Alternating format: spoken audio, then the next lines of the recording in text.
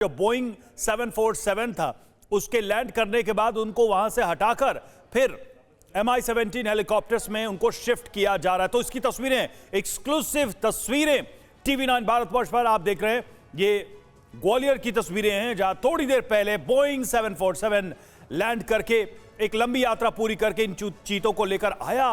लगभग 10 से 15 घंटे की यात्रा करके ये चीते पहुंचे। अब देखिए इनको शिफ्ट किया जा रहा है और शिफ्ट करके इनको उन हेलीकॉप्टर्स में रखा जाएगा। जो जानकारी मिल रही है, हमारे संवाददाता जो जानकारी दे रहे थे, 4 हेलीकॉप्टर्स के जरिए इन चीतों को कूनो नेशनल पार्क ले जाया जाएगा। लेकिन उसके ठीक पहले ये तस्वीरें, शिवांग हमारे साथ जुड़े। शिवांग, तस्वीरें हम देख रहे हैं, जैसा कि आप भी बता रहे थे कि शिफ्ट किया जाएगा थोड़ी देर में, आधे घंटे के समय में ये प्रक्रिया पूरी कर ली जाएगी। तस्वीरें आ गई हैं, चीतों को निकाला जा रहा है।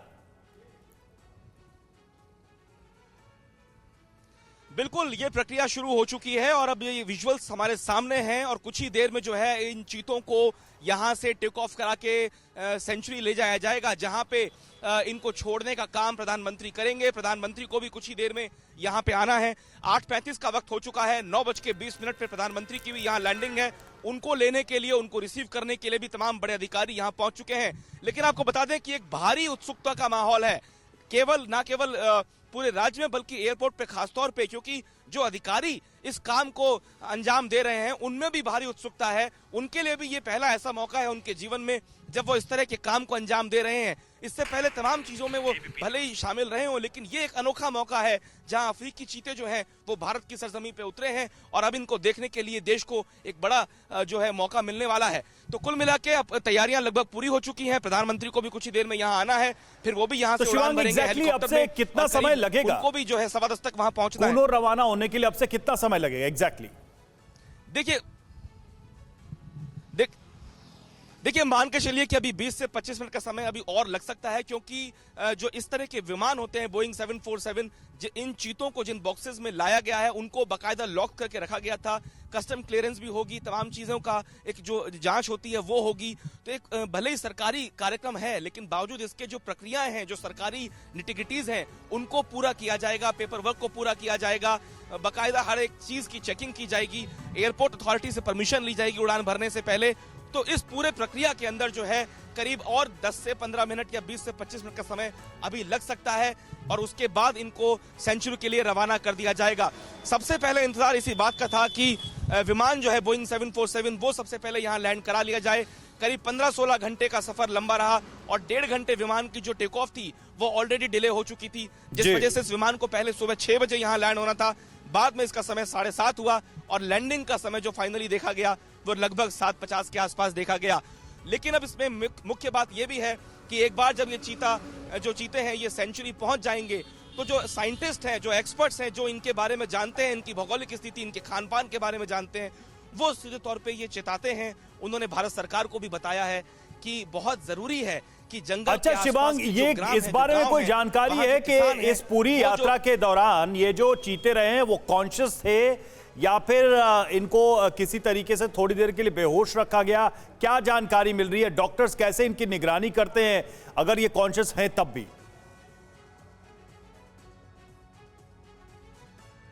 देखिए, उनको अनकॉन्शियस नहीं किया गया था, वो बाकायदा कॉन्शियस हालत में ही लाए गए हैं। उनके कान के पास एक किस तरह का सिस्टम लगाया गया, जीपीएस सिस्टम लगाया गया, ट्रैकर लगाया गया है। इन जितने भी वन जीव आजकल जंगलों में होते हैं, खासतौर पे ऐसे एक्सक्लूसिव जीव जैसे शेर है या लाइन है, इन तमाम लोगों के जो जानवर हैं इनके ऊपर ट्रैकर लगाया जाता है और उसी ट्रैकर से जो है इनकी पूरी मॉनिटरिंग होती है कि जंगल के किस कोने में, किस इलाके में ये लोग विचरण कर रहे हैं, घूम रहे हैं।